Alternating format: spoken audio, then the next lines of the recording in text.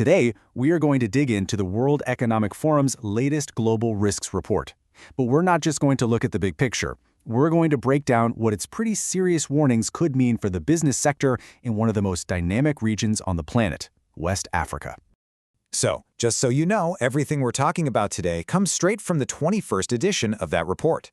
Our whole focus here is to zero in on the insights that really matter to the business community across West Africa.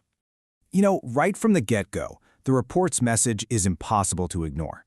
It suggests we're not just dealing with a few challenges here and there. No, it's saying we are standing right on the edge of a new, much more turbulent era of global instability.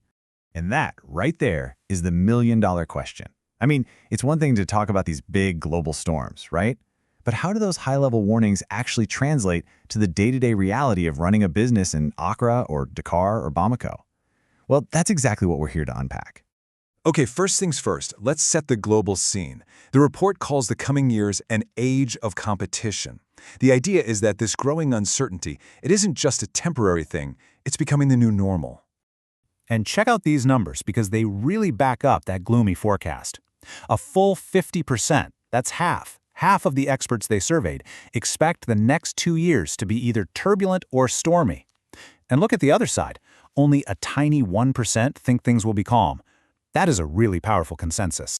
In this quote, it really gets to the heart of why things are so shaky. The report is basically arguing that the old ways of countries working together are, well, they're breaking down. We're shifting into a world where major powers are much more likely to butt heads than to cooperate, and that just erodes the trust that global business depends on. Okay, so with all that global chaos in mind, let's bring it all the way back home. How are business leaders in West Africa actually seeing these threats? Well, we don't have to guess. The report's Executive Opinion Survey gives us a direct line into their thinking. And it's a fascinating look at how these huge global risks are really being felt on a local level. And here it is. This slide is so important.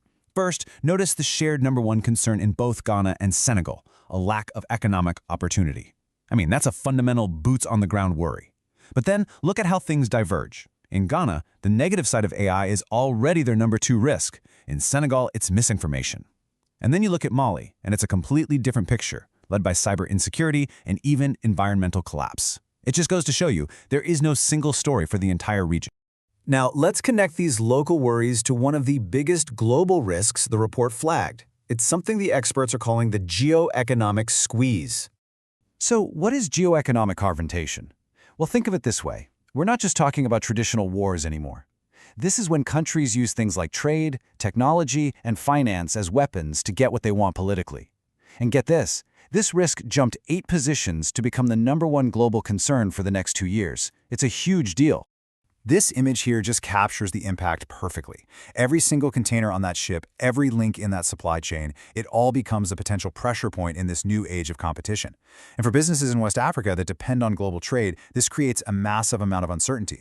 And these right here are the specific tools, the weapons, really, being used.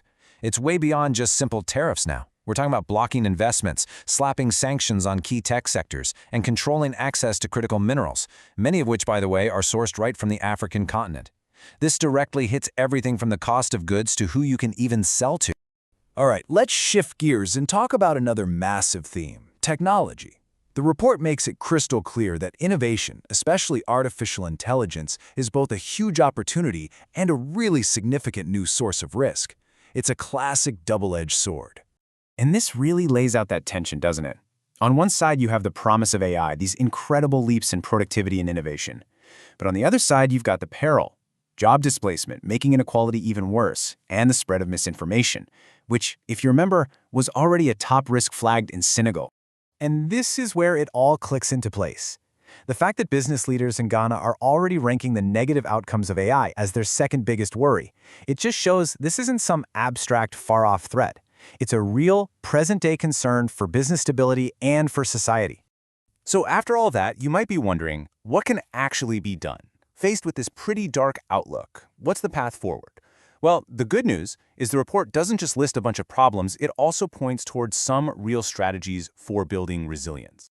The big idea here seems to be a multi-layered approach. The report emphasizes that, hey, in a time when global institutions are getting weaker, the action has to become more collaborative and more localized. That means stronger partnerships between government and business, forming alliances on specific issues, empowering local communities, and making sure the private sector has a real voice in navigating all these new challenges. And that really leaves us with the ultimate question, doesn't it? The report paints this picture of a fragmenting world. So for West Africa, the challenge isn't just about trying to weather the storm. It's about figuring out how to navigate this new age of competition, to build stronger, more self-reliant economies that can maybe, just maybe, turn all this global volatility into a regional opportunity.